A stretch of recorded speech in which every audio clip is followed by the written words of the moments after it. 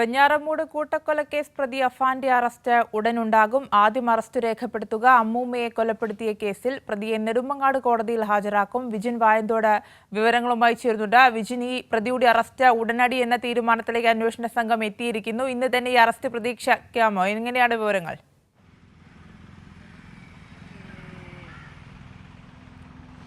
തീർച്ചയായും നമ്മൾ നേരത്തെ സൂചിപ്പിച്ചതുപോലെ പ്രതി അഫാന് മറ്റ് ആരോഗ്യ പ്രശ്നങ്ങൾ ഒന്നുമില്ല എന്ന് ഡോക്ടർമാരും ഒപ്പം തന്നെ പോലീസും അത് വ്യക്തമാക്കിയിരുന്നു. അതുകൊണ്ട് തന്നെ വളരെ വീര്യം കുറഞ്ഞ ഒരു വിഷമാണ് അകത്ത് ഉണ്ടായിരുന്നത്. അത്ര മാത്രം ക്വാണ്ടിറ്റി മാത്രമേ വിഷം അകത്ത് ചെന്നിട്ടുള്ളൂ എന്ന കാര്യവും പോലീസ് വ്യക്തമാക്കിയതാണ്. എന്തായാലും ഈ എലിവിഷം ആയതുകൊണ്ട് തന്നെ 3 ദിവസത്തെ ഒബ്സർവേഷൻ വേണമെന്ന് അന്ന് ഡോക്ടർമാർ വ്യക്തമാക്കിയിരുന്നു.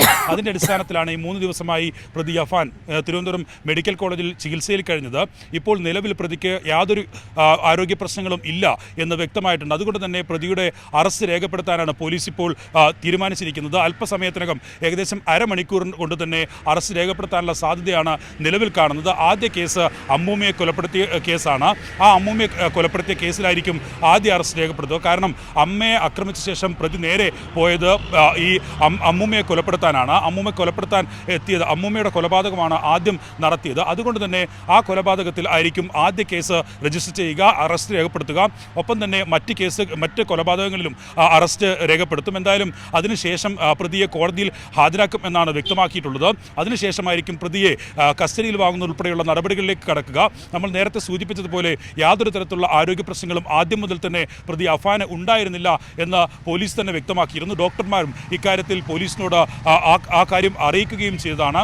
എന്തായാലും ഇപ്പോൾ നിലവിൽ പോലീസ് ഏറ്റവും നിർണായകമായ തീരുമാനത്തിലേക്ക് എത്തിയിരിക്കുന്നു. അത് പ്രതിയുടെ അറസ്റ്റ് രേഖപ്പെടുത്തുക എന്നുള്ളത് തന്നെയാണ്. ആദ്യ ദിവസം മുതൽ പ്രതി പോലീസിൻ്റെ കസ്റ്റഡിയിൽ തന്നെയാണ് ഉണ്ടായിരുന്നത്.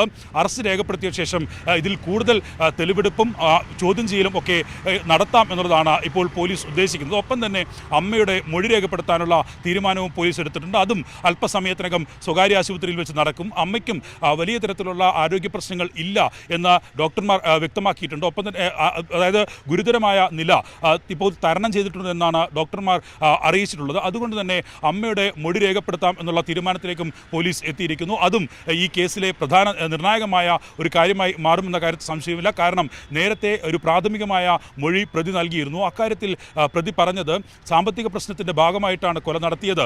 ഒപ്പം തന്നെ അച്ഛൻ്റെ സഹോദരനെ കൊലപ്പെടുത്തിയതിന് കാരണം അത് സാമ്പത്തികമായ പ്രശ്നങ്ങളിൽ നിന്ന് കരകയറാനുള്ള ശ്രമം അത് തടഞ്ഞതുകൊണ്ടാണ് എന്ന കാര്യമാണ് പ്രതി പോലീസിനോട് പറഞ്ഞിരുന്നത്. അതുകൊണ്ട് തന്നെ അതിലുള്ള വൈരാഗ്യം കൊണ്ടാണ് പ്രതി ഈ അച്ഛൻ്റെ സഹോദരനെയും ഒപ്പം തന്നെ ഭാര്യയെയും കൊലപ്പെടുത്തിയെന്ന കാര്യവും പോലീസിനോട് സമ്മതിച്ചിട്ടുണ്ട്. പക്ഷേ ഇത് പൂർണ്ണമായും പോലീസ് വിശ്വാസത്തിലെടുത്തിട്ടില്ല.